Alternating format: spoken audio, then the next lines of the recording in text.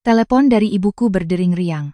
"Ayu, anakku, bagaimana sup ayam kampung yang ibu kirim pagi ini? Enak tidak?" Aku tertegun. Tanganku yang sedang memegang sendok berhenti di udara. Di hadapanku hanya ada semangkuk bubur nasi putih yang dingin dan sebutir telur rebus, menu yang sama selama 5 hari terakhir. Aku bertanya balik, suaraku bergetar. "Ayam kampung yang mana, Bu?" Hening sejenak di seberang sana. Ibuku berkata, "Selama 5 hari ini, setiap hari ibu kirim makanan untukmu. Sup ayam kampung, sup burung dara, kaki babi masak pepaya, semua makanan khusus untuk perempuan yang baru melahirkan. Suamimu sendiri, Budi, yang mengambilnya di terminal bus. Dia bahkan menelepon ibu dan bilang sudah mengantarkannya ke rumah sakit untukmu." Aku menoleh ke arah suamiku yang tertidur pulas di sofa. Saat itu juga, aku sadar ada seseorang di ruangan ini yang berbohong. Namun, aku tak pernah menyangka bahwa makanan yang hilang itu hanyalah pintu pertama yang membuka sebuah rahasia yang jauh lebih mengerikan. Namaku Ayu, usiaku 34 tahun. Jika ada yang bertanya kapan seorang istri bisa melihat sifat asli suaminya, dulu aku akan berpikir saat kesulitan ekonomi, saat sakit, atau saat keluarga ditimpa musibah besar. Namun, baru pada hari aku melahirkan, aku mengerti. Terkadang semangkuk bubur nasi putih saja sudah cukup untuk menelanjangi hati seseorang. Aku melahirkan putra kami, Bayu, melalui operasi caesar darurat setelah hampir 10 jam menahan sakit. Awalnya dokter bilang aku bisa melahirkan normal, tetapi di menit-menit terakhir, detak jantung janin tiba-tiba menunjukkan tanda-tanda abnormal, dan pembukaan serviksku tidak bertambah. Dokter meminta keluarga menandatangani surat persetujuan untuk segera membawaku ke ruang operasi. Saat aku sadar, hal pertama yang kurasakan bukanlah kebahagiaan, melainkan rasa sakit yang luar biasa. Luka sayatan di perutku terasa panas dan perih, tenggorokanku kering kerontang, dan kedua kakiku terasa berat seolah bukan milikku lagi. Aku menoleh ke boks bayi kecil di sampingku. Seorang bayi mungil terbaring dalam selimut putih, matanya terpejam, mulut kecilnya sesekali mengecap. Saat itu aku menangis, berpikir semua rasa sakit ini setimpal. Itu putraku, anak yang telah kunanti selama hampir 6 tahun pernikahan. Budi berdiri di sampingku, sibuk memotret putranya dengan ponsel. Ia membungkuk dan berkata, "Ayu, akhirnya keluarga kita punya jagoan kecil." Aku memandang suamiku, saat itu aku masih berpikir bahwa mulai hari ini, keluarga kecil kami yang terdiri dari 3 orang akan memulai hidup baru. Aku salah. Ibuku, Wati, tidak bisa langsung datang ke Jakarta. Ayahku baru saja menjalani operasi lutut sebulan yang lalu dan masih harus menggunakan kruk, bahkan untuk aktivitas sehari-hari pun masih memerlukan bantuan. Ibuku harus merawat ayah sekaligus mengurus kebun sayur kecil di belakang rumah. Mengetahui aku akan melahirkan, ibuku sangat khawatir. Ia sudah berencana menyewa orang untuk merawat ayah, agar bisa menemaniku, tetapi ibu mertuaku, Ibu Ratna, yang menelepon dan mencegahnya. Dengan nada yang sangat manis, Ibu Ratna berkata, "Mbak Wati di rumah saja merawat Mas. Ayu sekarang sudah jadi menantuku. Dia melahirkan cucuku, masa akan aku biarkan kekurangan? Mbak tenang saja, aku akan merawatnya lebih baik dari anak kandung sendiri." Ibuku sangat tersentuh mendengarnya. Ia meneleponku dan berkata, "Kamu dapat mertua seperti itu, ibu jadi tenang. Nanti kamu harus berbakti ya, sama ibu mertuamu. Orang sayang sama kita harus tahu diri nak." Aku pun percaya begitu. Hari pertama setelah operasi, aku belum bisa makan banyak. Pagi hari aku hanya minum air hangat. Siang harinya, Ibu Ratna membawakan semangkuk bubur nasi putih yang encer. Ia duduk di tepi ranjang, membuka tutup wadah makanan itu dan berkata, "Baru selesai operasi, makannya begini saja dulu. Makan yang aneh-aneh nanti sakit perut, malah repot." Aku tidak berpikir apa-apa. Dokter juga berpesan agar di jam-jam pertama setelah operasi, aku harus mulai makan secara bertahap. Aku patuh menghabiskan bubur itu. Hari kedua, aku sudah bisa duduk. Sarapan masih bubur nasi putih, ditambah sebutir telur rebus. Siang harinya nasi putih, daging rebus, dan semangkuk sayur bening daun katuk. Malamnya kembali bubur. Aku mulai merasa bosan, tetapi tetap kupaksakan makan. Sambil membereskan piring, Ibu Ratna berkata, "Perempuan baru melahirkan itu harus pantang. Dulu waktu ibu melahirkan Budi, bisa makan sepotong daging saja sudah mewah. Kalian sekarang ini suka dengar yang di internet, ada daging sapi, ada ikan salmon, ditambah susu dan obat-obatan macam-macam." Aku tersenyum tipis. Ibu benar, tapi dokter bilang darah saya keluar agak baiknya. Mungkin beberapa hari lagi boleh makan sedikit daging sapi, Bu. Ibu Ratna langsung mengerutkan kening. Daging sapi itu amis. Aku tidak berdebat. Hingga hari ketiga, menu makananku tidak berubah. Pagi bubur nasi putih, siang daging babi rebus, malam telur rebus. Aku mulai merasa lebih lelah, air susuku juga belum banyak keluar. Bayu menyusu sebentar lalu menangis. Aku sangat cemas hingga hampir tidak bisa tidur semalaman. Pagi berikutnya, dokter datang memeriksa. Dokter bertanya bagaimana pola makanku. Aku menceritakannya dengan jujur. Dokter menatap Ibu Ratna lalu berkata, "Ibu, pasien pasca operasi caesar tidak perlu pantang berlebihan. Pasien kehilangan banyak darah, tubuhnya butuh pemulihan. Sebaiknya keluarga memberikan makanan yang beragam. Daging, ikan, telur, sayuran, dan buah-buahan semua boleh dikonsumsi jika tidak ada kontraindikasi khusus." Ibu Ratna mengangguk-angguk. "Iya, saya tahu, dokter. Saya merawat menantu saya dengan sangat baik." Begitu dokter pergi, ia langsung menoleh padaku. Dokter muda zaman sekarang memang bicaranya teoritis begitu. Kita yang sudah pernah mengalami lebih tahu.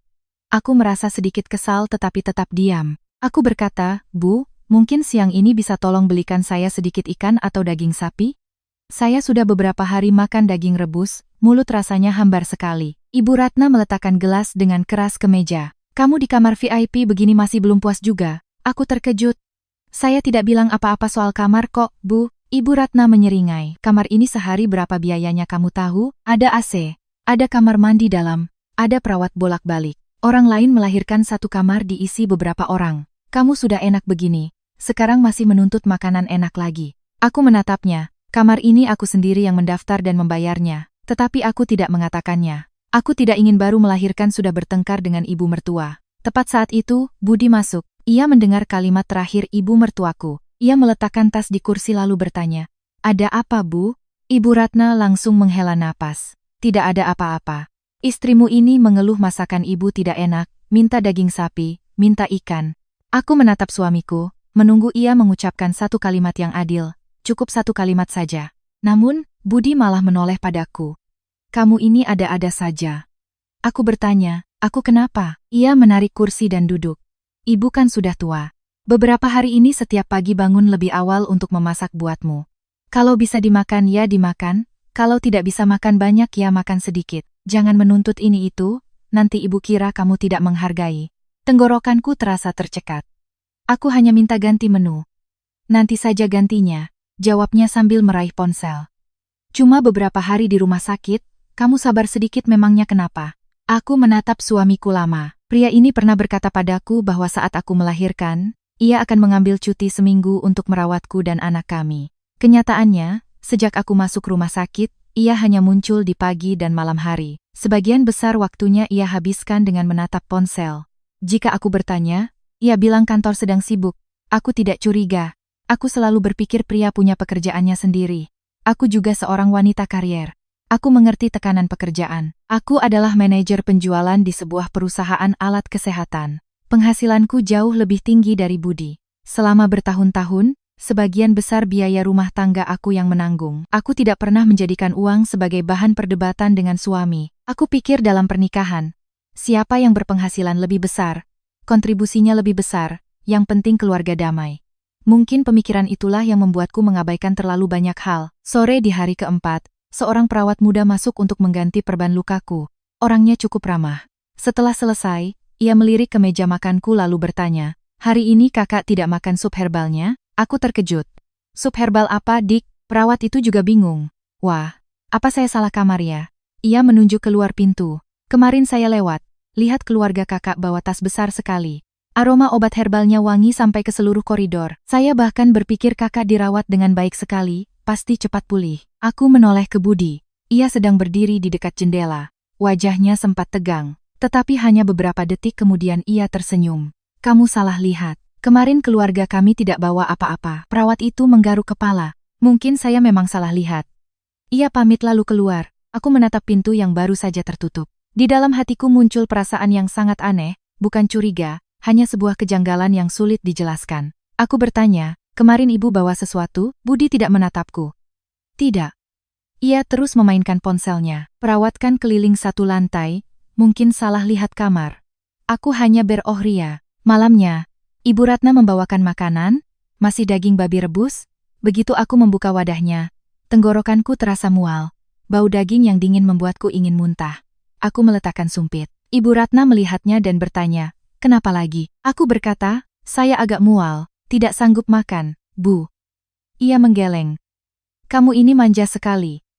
Aku tidak menjawab. Ia melanjutkan. Menantu orang lain habis melahirkan bisa masak sendiri. Kamu tiduran saja dilayani ibu mertua masih pasang muka masam. Aku menunduk menatap nasi di mangkuk. Aku tidak ingin menangis. Aku berkata pada diri sendiri bahwa aku sensitif karena baru melahirkan. Mungkin Ibu Ratna tidak bermaksud buruk, mungkin cara perawatannya hanya berbeda dari ibuku, mungkin Budi benar-benar sibuk. Aku terus mencari alasan untuk mereka, karena aku masih ingin mempertahankan keluarga ini. Aku sudah terlalu lama menantikan anak ini. Aku tidak ingin hari-hari pertama Bayu di dunia diwarnai pertengkaran. Aku memaksakan diri makan setengah mangkuk nasi lalu berhenti. Malam itu, Bayu menangis terus-menerus. Aku memeluknya. Seluruh badanku sakit hingga berkeringat. Budi tidur di sofa. Aku memanggilnya, Mas, tolong bangun gendong anak sebentar, luka operasiku sakit sekali. Ia bergerak, tunggu sebentar. Aku menunggu. Lama kemudian, aku menoleh. Ia sudah tertidur lagi. Aku tidak memanggilnya lagi. Aku mengatupkan gigi, bangun sendiri, menggendong anakku berjalan mondar-mandir di samping tempat tidur. Setiap langkah menarik luka operasiku, sakitnya sampai air mataku terus mengalir. Sambil menepuk-nepuk anakku, aku berbisik, sabar ya, nak, ada mama di sini, tidak apa-apa, mama kuat. Pagi di hari kelima, aku menatap diriku di cermin. Wajahku pucat, bibirku kering, kedua mataku menghitam. Tiba-tiba aku merasa wanita di cermin itu begitu asing. Sebelum melahirkan, aku adalah wanita yang bisa rapat berjam-jam, menangani kontrak miliaran rupiah tanpa gentar. Namun, hanya setelah 5 hari di rumah sakit, aku berubah menjadi seseorang yang hanya berharap ada yang bertanya, kamu sakit tidak? Kamu mau makan apa? Perlu aku bantu? Tapi tak ada seorang pun yang bertanya. Sekitar tengah hari, Ibu Ratna datang membawa makanan. Semangkuk bubur nasi putih dan sebutir telur. Aku menatapnya lama. Ia berkata, makanlah selagi panas. Aku bertanya, Bu, hari ini tidak masak yang lain? Ibu Ratna langsung kesal. Mulai lagi, kan? Aku menutup kembali wadah makanan. Saya sudah tidak sanggup makan ini lagi. Ia meninggikan suaranya. Kalau tidak mau makan ya sudah. Lapar jangan salahkan ibu. Setelah berkata begitu, ia membawa tasnya dan pergi. Pintu tertutup. Aku duduk di ranjang menatap semangkuk bubur di hadapanku. Tiba-tiba aku rindu ibu, rindu masakan di kampung, rindu semur ikan buatan ibu. Rindu setiap kali aku pulang, ibu selalu bertanya, kamu mau makan apa biar ibu masakkan. Tepat saat itu, telepon di meja bergetar. Aku melihat layar, 2 kata ibu sayang muncul. Aku buru-buru menyeka sudut mataku lalu mengangkat telepon. Halo Bu, suara ibuku terdengar dari seberang sana, tetap sederhana dan hangat seperti biasa. Ayu, bagaimana kabarmu hari ini, nak? Luka operasinya sudah mendingan? Aku berusaha tersenyum. Sudah mendingan Bu, aku sehat. Ibuku menghela napas lega. Syukurlah kalau begitu. Ia bertanya beberapa hal tentang Bayu. Aku bercerita kalau ia tidur nyenyak, menyusu sedikit lalu tidur lagi. Ibuku tertawa senang, lalu ia teringat sesuatu, suaranya terdengar antusias. Oh iya, Ayu. Iya, Bu. Ibu mau tanya, sup ayam kampung yang ibu kirim pagi ini enak tidak? Ibu tambahkan sedikit angco dan biji teratai. Beberapa hari kemarin ibu kirim sup burung dara dan kaki babi, takut kamu bosan, jadi hari ini ibu ganti menu. Dari 5 hari ini, mana yang paling kamu suka? Bilang sama ibu, besok ibu masakan lagi. Telingaku berdengung. Mataku perlahan turun menatap semangkuk bubur nasi putih yang sudah dingin di hadapanku. Aku menggenggam telepon erat-erat. Rasa dingin menjalar dari tengkuk hingga ke tulang punggung. Aku bertanya dengan sangat pelan. Ibu tadi bilang apa? Ibuku masih dengan polosnya menjawab. Ibu tanya sup ayam kampungnya enak tidak? Aku menelan ludah. Ayam kampung yang mana, Bu? Hening seketika di seberang telepon. Beberapa detik kemudian, nada suara ibuku berubah total. Kamu bicara apa? Ibu sudah kirim makanan untukmu selama 5 hari ini. Setiap hari Budi yang mengambil di terminal. Dia bahkan menelepon ibu dan bilang sudah langsung membawanya ke rumah sakit untukmu. Aku duduk terpaku, tanganku yang memegang telepon mulai dingin. Di luar jendela, langit Jakarta masih cerah, orang-orang di halaman rumah sakit masih ramai. Tetapi di kepalaku saat itu hanya ada satu pertanyaan. Jika makanan kiriman ibuku sudah diterima Budi selama 5 hari, lalu kemana perginya semua itu? Aku bisa mendengar napas ibuku yang memburu di telepon. Ayu, jujur sama ibu, ada apa sebenarnya? Apa Budi lupa mengantarkannya untukmu? Aku memejamkan mata. Terbayang di benakku setiap menu makanan selama 5 hari terakhir. Bubur nasi putih, telur rebus, daging babi rebus, sayur bening. Tidak ada ayam kampung, tidak ada burung dara, tidak ada kaki babi. dan sama sekali tidak ada termos berwarna hijau Tosca yang biasa ibu gunakan untuk mengirim makanan untukku. Aku tahu, jika aku berkata jujur, ibuku akan langsung khawatir. Sifatnya memang seperti itu. Ia bisa meninggalkan semua pekerjaannya di kampung, naik bus paling pagi ke Jakarta, hanya untuk mencari tahu kebenarannya. Sementara ayahku masih harus berjalan dengan kruk. Aku tidak ingin ia yang sedang merawat suami yang sakit harus menanggung syok tambahan karena putrinya. Aku menarik napas dalam-dalam lalu tertawa. Sebuah tawa yang sangat kaku sampai aku sendiri merasa itu palsu. Aku salah lihat, Bu.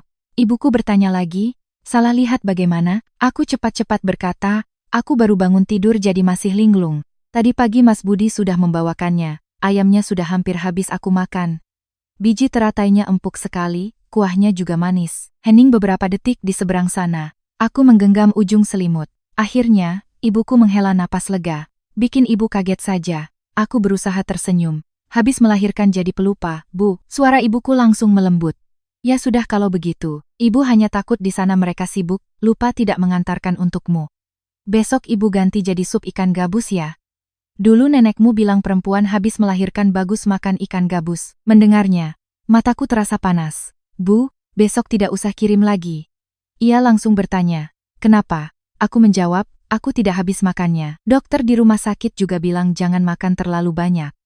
Uangnya ibu pakai saja untuk beli obat ayah. Ibuku tertawa. Uang segitu tidak seberapa. Putri ibu baru saja melahirkan cucu ibu tidak bisa merawat langsung. Setidaknya biarkan ibu masakkan beberapa makanan untukmu, baru ibu bisa tenang. Aku memalingkan wajah ke jendela, air mata mulai mengalir. Aku menggigit bibir, berusaha menjaga suaraku agar tetap normal. Baiklah, kalau begitu masak sedikit saja ya Bu. Kami mengobrol beberapa kalimat lagi lalu menutup telepon. Layar ponsel menjadi gelap. Ruangan kembali sunyi. Aku masih duduk di tempat yang sama. Di sampingku, Bayu sedang tidur, mulut kecilnya mengecap, kedua tangannya terkepal di dekat pipi. Aku memandang putraku, lalu menatap semangkuk bubur dingin di hadapanku. Satu pertanyaan terus berulang di kepalaku.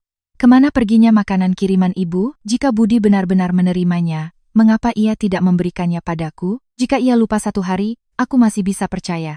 Tapi ini 5 hari berturut-turut. 5 hari. Setiap hari ibuku mengirim, setiap hari ia menelepon memberitahu sudah menerima. Ini tidak mungkin lupa. Aku meraih ponsel, jariku berhenti di nama Budi. Aku ingin segera meneleponnya.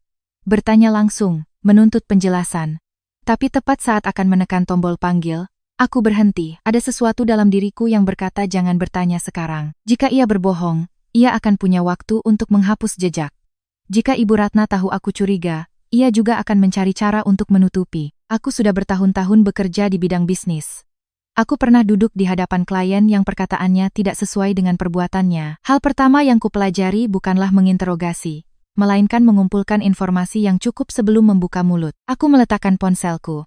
Aku akan mencari tahu dulu. Cara termudah adalah memeriksa media sosial. Sejak hamil, aku hampir tidak pernah membuka Facebook dan Zalo.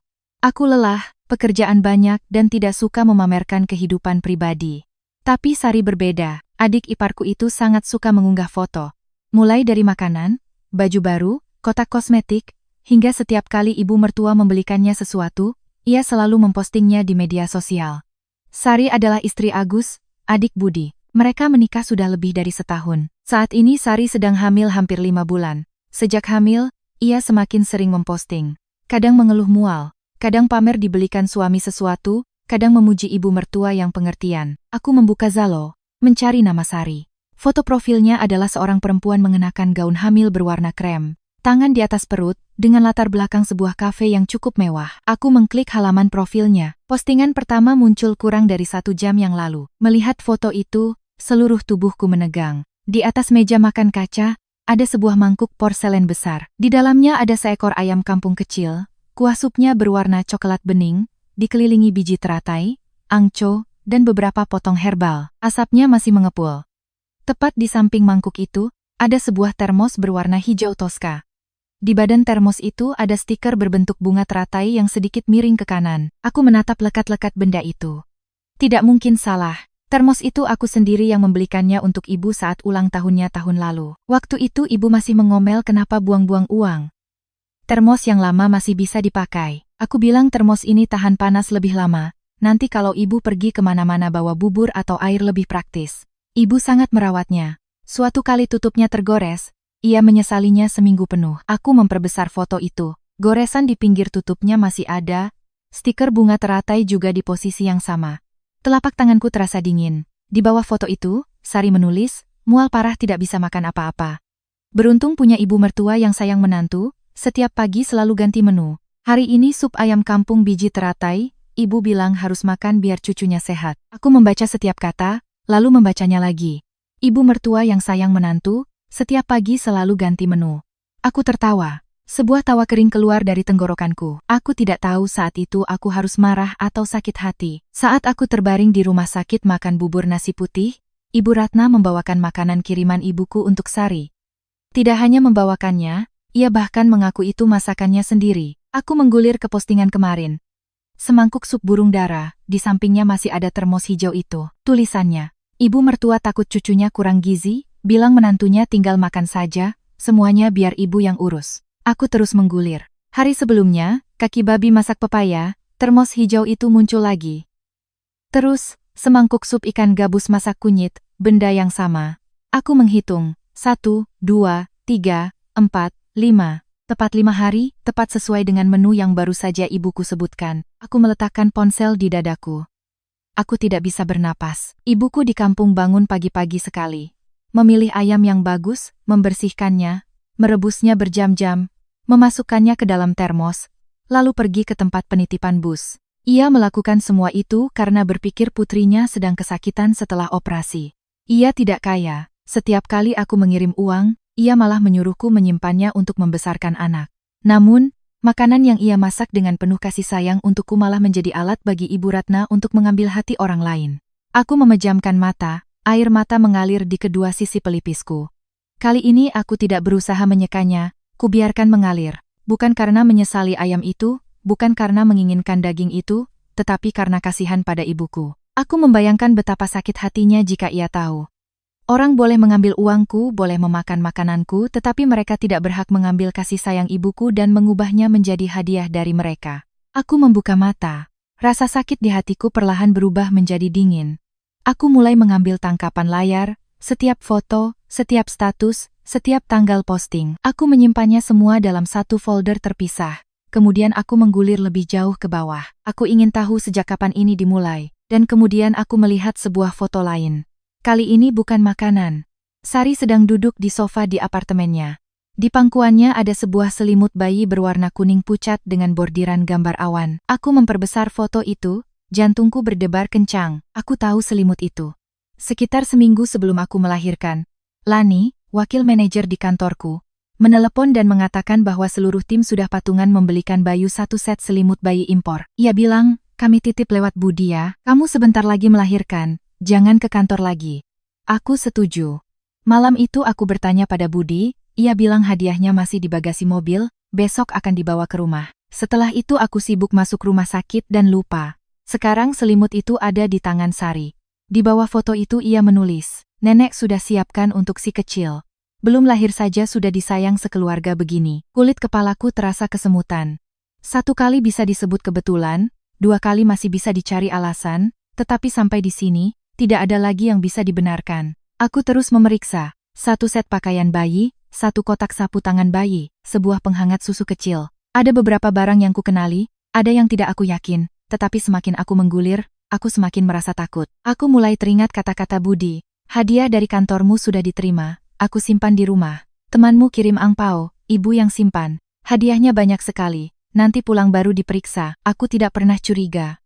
Aku percaya pada suamiku. Aku pikir ia adalah ayah dari anak ini, tentu ia tahu mana yang menjadi milik putranya. Aku membuka daftar kontak mencari nama Lani. Aku mengirim pesan. Mbak Lani, waktu saya lahiran, tim kita kirim apa saja ya lewat Mas Budi? Pesan baru terkirim, belum sampai 1 menit, Lani sudah menelepon balik. Aku mengangkatnya. Ia bertanya, kenapa? Yu, kamu sudah terima kan? Aku berusaha menjaga suaraku tetap normal. Saya lagi cek ulang hadiah saja. Mbak, Lani menjawab. Waktu itu tim kita kirim satu set selimut, penghangat susu, sama amplop patungan. Saya ingat amplopnya 12 juta rupiah. Saya kasih langsung ke tangan Budi di lobi kantor. Aku menahan napas. 12 juta rupiah. Iya, ada kartu ucapannya juga yang ditandatangani teman-teman. Kenapa, Budi belum kasih ke kamu? Aku melirik ke lemari di samping tempat tidur. Tidak ada kartu ucapan, tidak ada amplop, tidak ada penghangat susu. Aku menjawab, sudah, Mbak. Saya tanya lagi biar yakin saja. Lani tertawa. Ya sudah, istirahat sana. Jangan pikirin kerjaan dulu. Nanti kalau sudah sehat, kami semua jenguk. Aku berterima kasih lalu menutup telepon. Kali ini aku tidak menangis. Aku membuka aplikasi catatan. Menulis. Makanan kiriman ibu selama 5 hari. Set selimut bayi. Penghangat susu. Amplop 12 juta rupiah. Aku melihat daftar itu, lalu sebuah pikiran muncul. Jika hadiah dari timku ditahan, bagaimana dengan yang lain? Kerabat dari pihak ibuku, teman-teman, rekan bisnis yang dekat. Orang-orang yang pernah mengirim pesan padaku bahwa mereka menitipkan hadiah melalui Budi. Aku mulai mencari pesan-pesan lama. Semakin ku cari, semakin banyak kutemukan.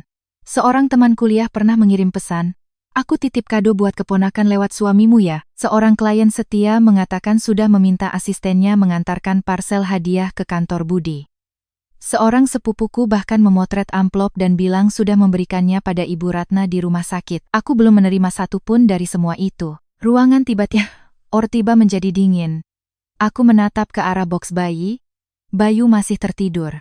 Seorang bayi yang baru lahir belum mengerti apa-apa. Tetapi hadiah-hadiah yang diberikan orang untuknya sudah dibagi-bagikan oleh orang dewasa bahkan sebelum ia bisa membuka mata melihat dunia.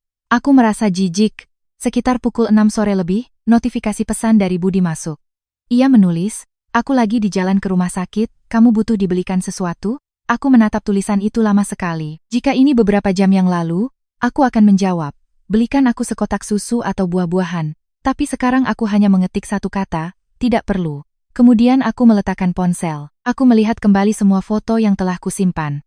5 jenis makanan, termos ibuku, selimut anakku, penghangat susu, amplop 12 juta rupiah. Aku tahu aku sudah punya cukup alasan untuk bertanya, tetapi aku ingin memberinya satu kesempatan terakhir. Bukan kesempatan untuk lolos, tetapi kesempatan bagiku untuk tahu sampai sejauh mana ia bisa berbohong. Malam ini aku tidak akan langsung menunjukkan bukti.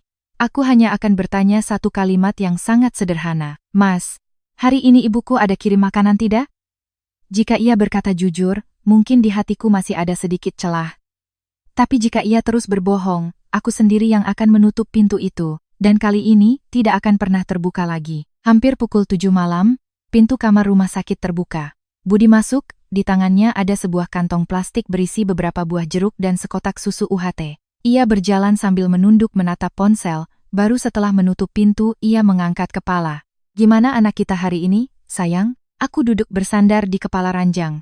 Bayu baru saja selesai menyusu dan terbaring tenang di boksnya. Aku menatap Budi. Entah kenapa, baru beberapa jam yang lalu aku masih melihatnya sebagai pria yang telah hidup bersamaku selama 6 tahun. Tapi sekarang, wajah itu tiba-tiba menjadi begitu asing. Aku tidak langsung menjawab pertanyaannya. Aku hanya berkata, "Taruh saja barangnya." Budi sepertinya menyadari nada bicaraku yang berbeda. Ia menatapku sejenak lalu meletakkan kantong jeruk di meja. Kemudian ia menarik kursi dan duduk. "Ibu mana?" tanyaku. Ia menjawab, "Ibu sudah pulang, mungkin besok baru ke sini lagi." Aku mengangguk. Ruangan menjadi hening.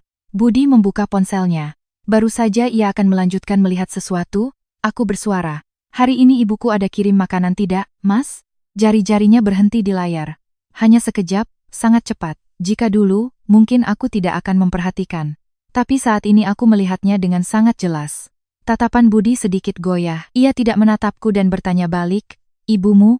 "Iya," jawabku. "Ibuku yang di kampung. Hari ini ada kirim sesuatu tidak?" Budi menunduk ke ponselnya. "Tidak." Satu kata yang sangat singkat. Aku merasakan ada sesuatu di hatiku yang runtuh. Tapi aku masih bertanya lagi, "Kamu yakin?" Kali ini ia mengangkat kepala. "Yakinlah." "Memangnya kenapa kamu tanya berulang-ulang begitu?" Aku menatapnya. Aku sudah memberinya kesempatan yang sangat sederhana. Cukup ia berkata, "Iya, ibumu kirim seekor ayam." Cukup ia mengaku, meskipun penjelasan di baliknya tidak masuk akal, aku masih bisa percaya bahwa setidaknya ia masih punya rasa malu saat berbohong pada istrinya.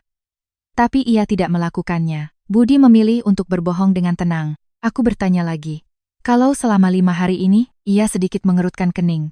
"5 hari ini kenapa? Ibuku ada kirim sesuatu?" Ia mulai tidak sabar. "Ayu, kamu ini tanya apa sih? Kalau ibumu kirim ya aku bawa, kalau tidak kirim ya sudah. Aku sibuk seharian, mana bisa aku ingat setiap hari?" Aku menatapnya lama, lalu aku meraih ponselku, membuka foto pertama dan meletakkannya di hadapannya. Begitu Budi melihatnya, raut wajahnya langsung berubah. Di foto itu ada sup ayam kampung dengan biji teratai dan termos berwarna hijau toska. Aku berkata, lihat baik-baik. Ia tidak mengambil ponsel itu, hanya melirik sekilas lalu memalingkan muka. Aku bertanya, masih mau bilang ibuku tidak kirim apa-apa lagi? Budi diam. Aku membuka foto kedua, sup burung dara. Foto ketiga, kaki babi masak pepaya. Foto keempat, sup ikan gabus. Aku meletakkan setiap foto di hadapannya, 5 hari, 5 menu, dan semuanya muncul di rumah Sari. Jelaskan, kataku. Budi mengusap rambutnya dengan tangan. Ia menghela napas panjang, lalu sesuatu yang paling tidak kuduga terjadi. Ia tidak meminta maaf, ia juga tidak bertanya bagaimana aku bisa tahu. Hal pertama yang ia katakan adalah, kamu lihat dari halaman profil Sari? Aku tertawa. Ternyata yang ia pedulikan bukanlah kesalahannya, melainkan bagaimana aku bisa mengetahuinya. Aku bertanya, kamu takut aku melihatnya? Budi sedikit meninggikan suaranya, aku tidak takut. Tapi kamu kan lagi masa nifas, bukannya istirahat malah sibuk kepoin media sosial orang lain. Aku mengepalkan tanganku. Kepoin? Aku melihat makanan yang ibuku kirim untukku ada di meja makan orang lain. Itu namanya kepoin? Ia mengerutkan wajah. Ayo, pelankan suaramu. Ini rumah sakit. Aku tertawa sinis. Kamu masih tahu ini rumah sakit? Kamu tahu tidak? Orang yang terbaring di ranjang ini baru saja menjalani operasi caesar? Budi menghela napas. Aku tahu. Lalu kenapa makanan kiriman ibuku kamu bawa ke tempat lain? Ia mulai kehilangan kesabaran. Baiklah, ia mengangkat tangannya. Aku jelaskan biar kamu tidak bertanya lagi. Makanan itu ibu yang suruh aku berikan padanya. Lalu ibu yang membawanya ke rumah Agus dan Sari. Aku menatap lurus ke matanya. Kenapa? Ia langsung menjawab. Karena Sari sedang mual parah. Aku merasa salah dengar. Aku bertanya lagi. Lalu aku? Aku baru saja operasi caesar. Ia berkata, aku tidak bilang kamu tidak perlu makan. Di rumah sakit kan banyak makanan. Kalau kamu mau makan tinggal pesan, nanti diantar. Aku menatapnya tanpa berkedip. Beberapa detik kemudian aku bertanya. Lalu kenapa makanan yang ibuku kirim untukku, kamu seenaknya berikan pada orang lain? Budi mengerutkan kening. Ayu, jangan melebih-lebihkan masalah, cuma beberapa makanan saja. Aku diam. Melihatku diam, mungkin ia pikir perkataannya benar. Ia melanjutkan, Sari sedang hamil 5 bulan, mualnya parah sekali. Makan apa saja muntah.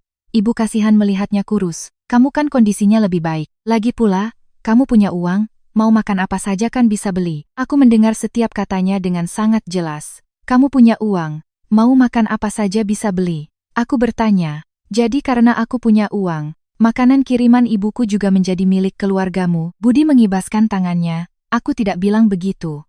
Tapi maksudku, sesama keluarga berbagi sedikit kan tidak apa-apa. Sekor ayam, semangkuk sup burung, beberapa potong kaki babi, harganya berapa sih sampai kamu bersikap seperti kehilangan seluruh hartamu? Aku menatapnya. Kamu benar-benar berpikir aku mempermasalahkan uang? Lalu apa lagi? Jawabnya. Kalau kurang, besok aku belikan yang baru. Kalimat itu membuat dadaku sesak. Aku tidak tahu bagaimana menggambarkannya. Sakit, tapi juga menggelikan.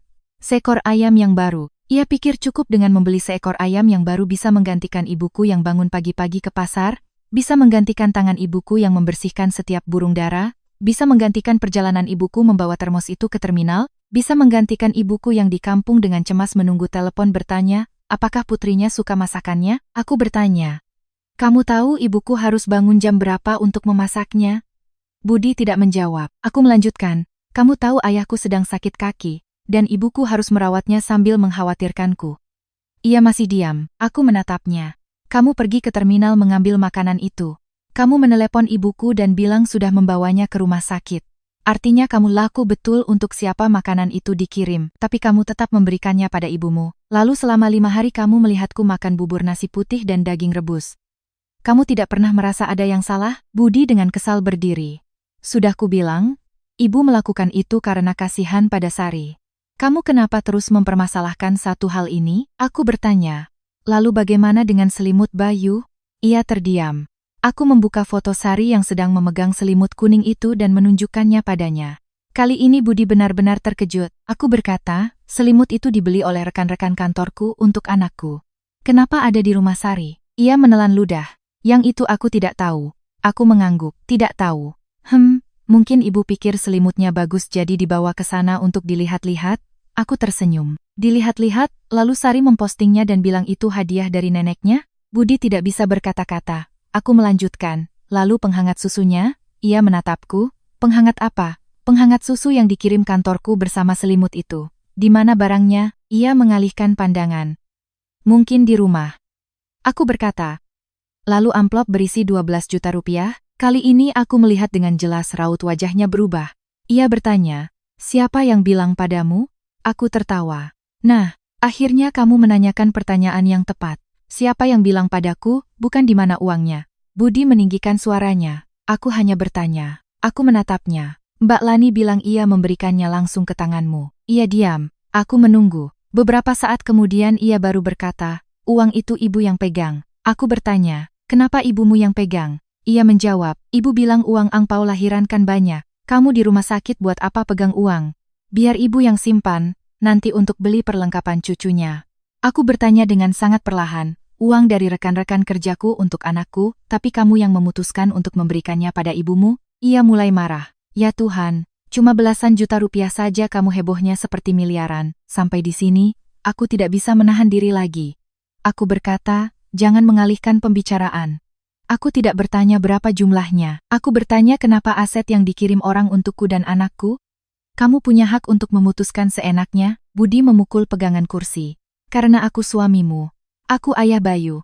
Uang anak ya aku yang pegang atau ibuku yang pegang juga boleh. Toh tidak akan hilang kemana-mana. Aku menatapnya.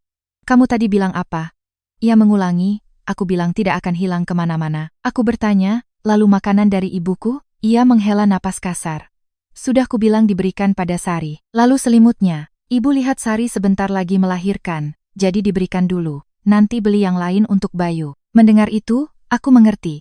Mereka tidak berpikir sedang mengambil milikku. Dalam pikiran Budi, apapun yang menjadi milikku bisa dibagikan kepada keluarganya. Karena aku punya uang, karena aku bisa membelinya lagi, karena aku adalah kakak ipar, karena aku adalah menantu, dan karena selama 6 tahun ini, aku tidak pernah berkata tidak. Aku bertanya, jika hari ini aku tidak mengetahuinya, apa kamu akan memberitahuku? Budi menjawab, memangnya ada yang perlu diberitahukan, hanya beberapa kata. Tapi kata-kata itu seperti sebuah gunting yang memutus benang terakhir yang coba kupertahankan di hatiku. Memangnya ada yang perlu diberitahukan? Ternyata kasih sayang ibuku tidak penting untuk dibicarakan, hadiah dari rekan-rekanku tidak penting untuk dibicarakan, barang milik anakku tidak penting untuk dibicarakan, dan hakku untuk tahu juga tidak penting untuk dibicarakan. Aku bersandar di bantal. Rasa sakit di luka operasiku masih terasa, tetapi pikiranku menjadi sangat jernih. Aku bertanya satu pertanyaan lagi. Budi, tatap aku. Jika hari ini yang dirawat di rumah sakit adalah Sari, dan ibunya mengirim makanan untuknya, lalu aku mengambil makanan itu dan memberikannya pada kakak perempuanku, apa kamu akan merasa itu hal yang wajar? Budi langsung berkata, itu dua hal yang berbeda. Aku tersenyum. Apa bedanya? Ia terbata-bata beberapa detik lalu berkata, kondisi Sari kan berbeda. Dia tidak punya penghasilan sebanyak kamu. Aku mengerti. Aku mengangguk. Jawaban itu sudah cukup. Aku tidak ingin mendengar lebih lanjut. Budi mungkin melihat sikapku yang kembali tenang dan mengira masalahnya sudah selesai. Ia merendahkan suaranya, sudahlah, kamu baru melahirkan, jangan berpikir yang macam-macam. Nanti aku bilang pada ibu lain kali jangan bawa barangmu ke rumah Sari lagi, oke? Aku tidak menjawab. Ia berkata lagi, suami istri itu harus saling memaafkan.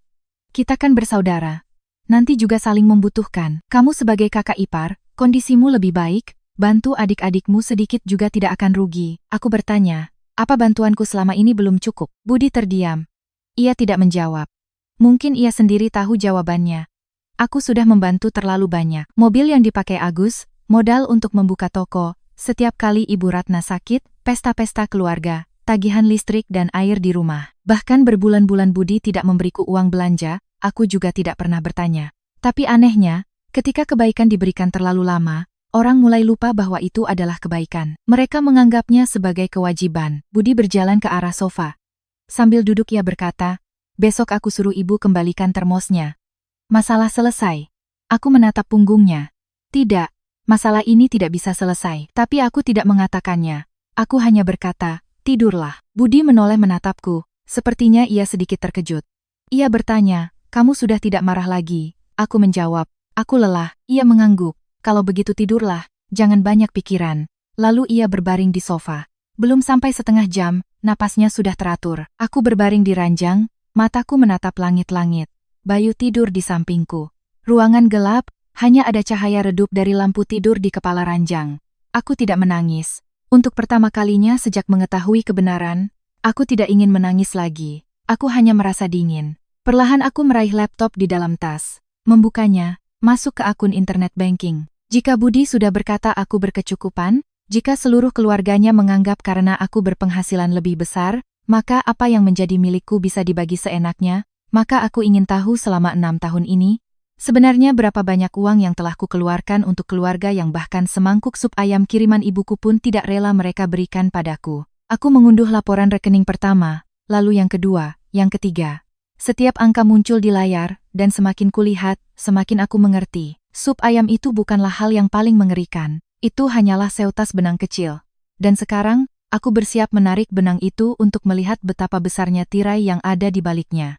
Cahaya biru pucat dari layar laptop menerpa wajahku. Budi masih tertidur. Suara napasnya yang teratur terdengar dari sofa di ujung ruangan. Aku memandangnya sejenak. Pria itu bisa tidur begitu nyenyak setelah baru saja mengatakan padaku bahwa barang-barang milikku yang diberikan kepada orang lain bukanlah hal yang penting untuk dibicarakan. Aku kembali menatap layar. Laporan rekening bank terpampang di hadapanku. Aku memilih rentang waktu 6 tahun, dari bulan pertama setelah menikah hingga hari ini. Sebaris data panjang muncul. Transfer, pembayaran, penarikan tunai, cicilan, tagihan, angka-angka, memenuhi layar. Aku sudah bertahun-tahun berkecimpung di dunia bisnis. Aku terbiasa melihat data. Bagiku, uang tidak pernah sekadar uang. Ia menceritakan dengan jelas bagaimana seseorang telah hidup, siapa yang ia prioritaskan, dan untuk apa ia berkorban. Dan malam itu, angka-angka ini sedang menceritakan 6 tahun pernikahanku. Aku membuka sebuah spreadsheet baru. Di baris pertama kutulis, biaya rumah tangga, listrik, air, internet, iuran pengelolaan apartemen, belanja bahan makanan, asuransi, obat-obatan, tagihan perbaikan. Aku menarik setiap pos pengeluaran. Awalnya aku masih cukup tenang. Ini adalah hal-hal yang sudah ku ketahui. Sejak menikah, penghasilanku lebih tinggi dari Budi. Aku tidak pernah mempersoalkan siapa yang membayar lebih banyak. Aku selalu berpikir pernikahan adalah sebuah tim. Siapa yang lebih kuat di satu sisi, ia menanggung lebih banyak. Apartemen yang kami tinggali adalah apartemen yang kubeli sebelum menikah. Aku melunasinya hampir seluruhnya dengan uang tabungan dan bonus hasil kerja kerasku selama bertahun-tahun. Budi hanya pindah masuk setelah kami menikah. Dulu aku sempat berpikir untuk membalik nama sebagian kepemilikan untuknya. Ibuku yang menasihatiku untuk tidak terburu-buru. Ia berkata, rumah itu uang hasil jerih payahmu sebelum menikah, biarkan saja atas namamu. Nanti kalau kalian hidup rukun, atas nama siapapun tidak masalah. Saat itu, aku bahkan sempat menyalahkan ibuku karena terlalu perhitungan.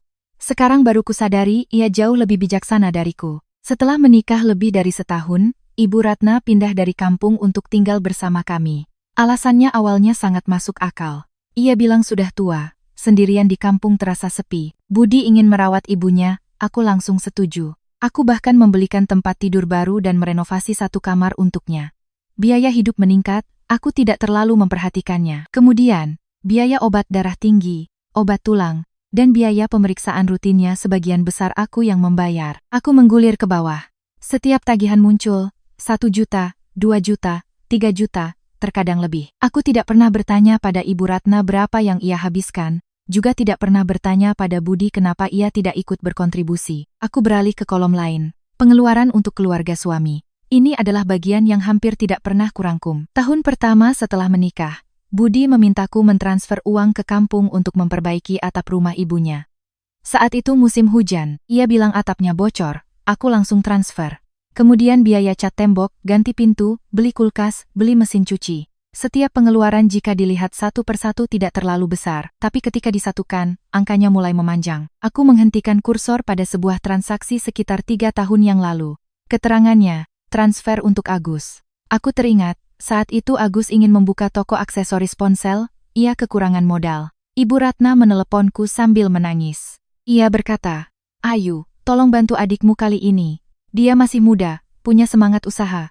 Orang lain saja bisa saling bantu, apalagi saudara sendiri. Aku mentransfer sejumlah uang yang cukup besar. Saat itu Agus berjanji akan mengembalikannya setelah setahun. 1 tahun berlalu, 2 tahun, 3 tahun. Tidak ada yang pernah menyinggungnya lagi, aku juga tidak menagih. Dulu aku berpikir, tidak apa-apa membantu adik ipar memulai usaha, nanti kalau ia sukses, hubungan persaudaraan akan semakin erat. Aku terus menggulir. Sebuah pengeluaran lain muncul. Uang muka mobil. Aku memejamkan mata sejenak, teringat lagi. Itu kejadian lebih dari setahun yang lalu. Agus dan Sari baru saja menikah. Mereka ingin membeli mobil. Agus bekerja di toko komputer, penghasilannya tidak stabil.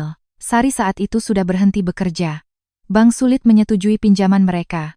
Ibu Ratna menelepon lagi. Ia bilang, sekarang sudah punya istri. Kemana-mana harus punya mobil biar pantas. Keluarga istrinya kan berada. Kalau kita terlalu miskin nanti diremehkan. Aku sempat menolak. Aku bilang kalau belum punya cukup uang, naik motor beberapa tahun juga tidak apa-apa. Ibu Ratna langsung marah. Ia bilang aku punya uang tapi tidak mau membantu adik ipar. Budi juga membujuk. Ia bilang hanya membantu uang muka. Nanti cicilannya biar mereka yang bayar sendiri. Akhirnya, aku setuju lagi. Aku menatap layar. Uang muka itu aku yang transfer. Setelah itu, ada serangkaian pembayaran bulanan. Aku mengerutkan kening. Aku ingat betul Agus dan Sari pernah bilang akan membayar cicilannya sendiri. Kenapa di laporan rekeningku ada begitu banyak transaksi yang sama? Aku membuka rinciannya. Bulan demi bulan, pembayaran cicilan itu dipotong dari rekeningku. Aku duduk tegak.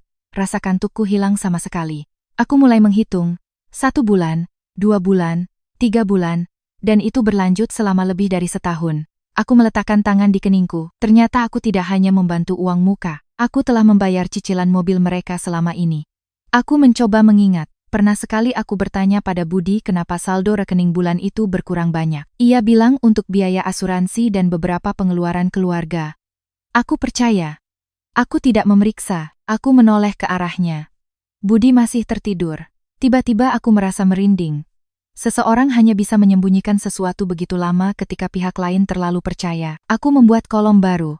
Pengeluaran yang tidak diketahui. Mobil Agus ada di baris pertama. Kemudian aku melanjutkan pemeriksaan. Sebuah transaksi transfer ke rekening Ibu Ratna muncul secara rutin setiap bulan. Aku melihat angkanya. Tidak terlalu kecil, tidak terlalu besar, tapi rutin. Setiap bulan. Aku menyadari rekening itu bukan rekeningku.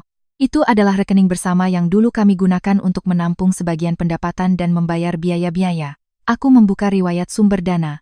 Sesuatu yang sangat jelas terlihat. Uang yang ditransfer Budi ke rekening bersama setiap bulan ternyata lebih sedikit dari yang kukira.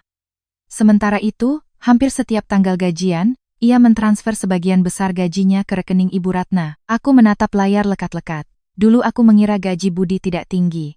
Aku pikir ia harus menyisihkan sedikit untuk pengeluaran pribadinya. Aku pikir karena penghasilanku lebih baik, aku yang harus menanggung sebagian besar biaya hidup. Tapi sekarang aku mengerti. Budi bukannya tidak punya uang. Ia punya.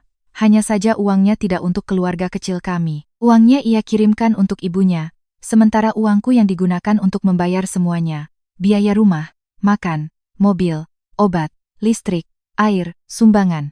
Bahkan saat aku hamil, biaya pemeriksaan kehamilan sebagian besar juga dari rekeningku. Pernah sekali aku bahkan membeli asuransi kehamilan sendiri. Aku pikir, tidak apa-apa. Kami kan suami istri. Aku duduk terdiam lama sekali. Sebuah pertanyaan muncul.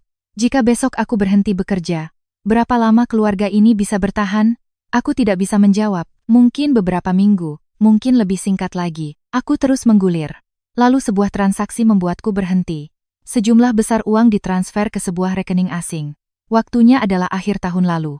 Aku ingat betul bulan itu bonus dari kantor sangat bagus. Aku mentransfer sebagian ke rekening bersama. Rencanaku, setelah tahun baru, uang itu akan kugunakan untuk merenovasi kamar anak. Tapi karena kehamilanku yang melelahkan, aku tidak memperhatikannya lagi. Aku mengklik rincian transaksi. Nama penerimanya tidak kukenal. Keterangannya singkat, uang tanah. Jantungku berdebar kencang. Aku membuka ponsel, mencari kembali pesan dari Budi pada waktu itu. Butuh beberapa saat sampai aku menemukannya. Ada satu hari ia bilang, Ibu dan Agus sedang melihat sebidang tanah di pinggir kota. Kalau dibeli, nanti harganya bisa naik. Saat itu aku hanya menjawab, keluarga kita belum ada rencana investasi lagi, Mas. Ia tidak membalas lagi. Aku mengira ceritanya berhenti di situ. Aku kembali ke transaksi itu, uang tanah. Jumlahnya sangat mirip dengan bonus akhir tahun yang kutransfer. Aku membuka transaksi-transaksi terkait. Ada beberapa nominal yang lebih kecil menyertainya. Totalnya tidak sedikit. Aku membuka grup keluarga di ponsel. Menggulir jauh ke belakang. Akhirnya aku menemukan sebuah foto yang pernah dikirim Ibu Ratna. Ia berdiri di depan sebidang tanah. Di sampingnya ada Agus. Keterangannya, warisan untuk anak-anak. Saat itu aku berpikir mungkin ia membelinya dengan uang tabungan. Aku memperbesar foto itu. Di sudut foto ada papan informasi transaksi. Nama yang tertera di selembar kertas yang dipegang Ibu Ratna tidak terbaca jelas. Tapi intuisiku mengatakan bahwa uang yang baru saja kulihat ada hubungannya dengan tanah itu. Aku duduk terpaku. Bukan karena menyesali uang itu, tapi karena sekali lagi aku menyadari, dalam pernikahan ini, semua orang berhak memutuskan tentang uangku, kecuali aku sendiri, yang menjadi orang terakhir yang tahu. Aku menoleh menatap Bayu. Putraku tidur dengan nyenyak. Aku meletakkan tanganku di sisi boksnya. Jika ini hanya menyangkut diriku, mungkin aku masih bisa bodoh untuk beberapa waktu lagi. Tapi sekarang aku seorang ibu. Aku tidak bisa membiarkan uang yang seharusnya untuk anakku dipakai membeli tanah untuk orang lain. Dan aku tidak bisa mengajari anakku bahwa mencintai berarti membiarkan orang lain mengambil milikmu tanpa bertanya. Aku kembali ke laptop. Kali ini aku tidak lagi melihat data dengan perasaan seorang istri. Aku melihatnya seperti seorang manajer yang sedang memeriksa sebuah sistem yang bermasalah. Aku mulai mengklasifikasikan pengeluaran yang menjadi tanggung jawabku dan anakku. Pengeluaran yang secara sukarela ku bantu tapi bisa dihentikan. Pengeluaran yang dipotong otomatis yang tidak lagi kusetujui. Transaksi yang perlu diklarifikasi. Aku menandai setiap baris. Kartu kredit tambahan yang dipakai Budi, pembayaran otomatis cicilan mobil Agus, beberapa tagihan atas nama Ibu Ratna tapi dibayar dari rekeningku, transfer rutin bulanan ke rekening ibu mertuaku, dan dana yang terkait dengan pembelian tanah. Aku tidak menghapus apapun, tidak langsung memblokir apapun. Aku menyimpan semuanya, mengambil tangkapan layar, mengunduh laporannya, mengirim satu salinan ke email pribadiku, dan satu lagi kusimpan di cloud. Aku melakukannya dengan sangat perlahan, sangat hati-hati. Hampir pukul 3 pagi, spreadsheet terakhir sudah penuh dengan data. Aku menekan tombol hitung total. Angka yang muncul kutatap lama sekali. Aku tidak ingin membacanya dengan lantang. Itu bukan lagi sekadar uang. Itu adalah jumlah malam aku lembur.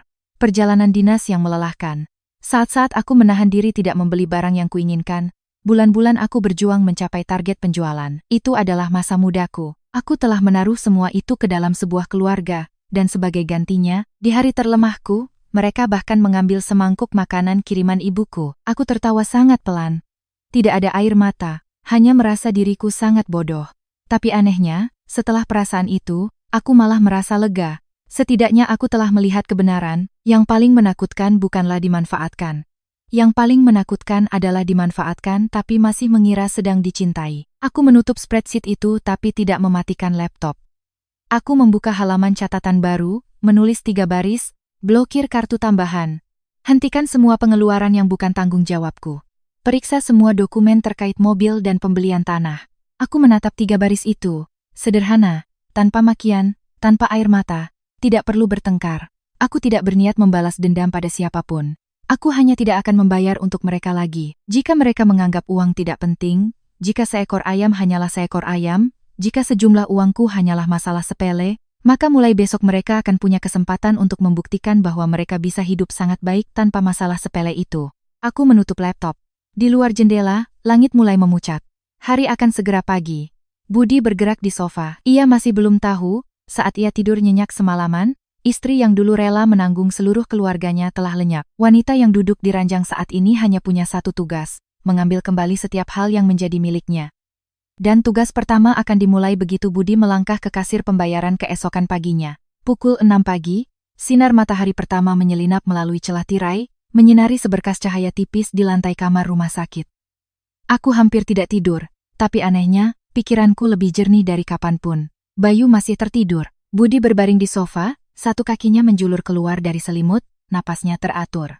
Aku menatapnya lalu mengambil ponsel. 3 tugas yang kutulis semalam masih ada di depan mata. Blokir kartu tambahan, hentikan pengeluaran yang bukan tanggung jawabku, periksa semua dokumen terkait mobil dan pembelian tanah. Aku tidak berpikir lagi. Tugas pertama dimulai. Aku membuka aplikasi mobile banking. Di menu manajemen kartu tambahan atas nama Budi muncul tepat di bawah kartu utamaku.